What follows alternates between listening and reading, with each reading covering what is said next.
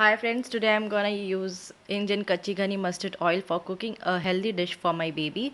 So for that I have taken 1 cup of rice flour, 1 cup of atta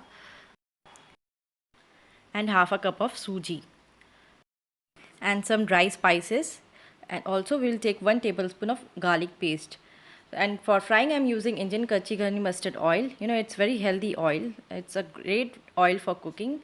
So let's mix all the dry ingredients in a bowl.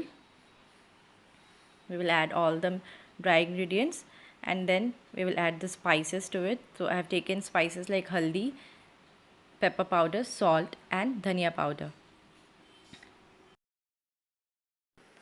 Now we will add 1 tablespoon of garlic paste to the dry powder, and then we will take some water and make a smooth paste of this.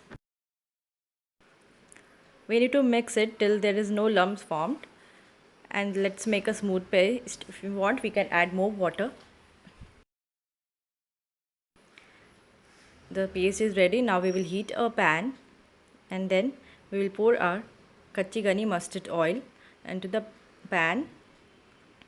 So when the oil becomes hot, we will pour the batter onto the oil and then we will cook it till the bubbles are formed.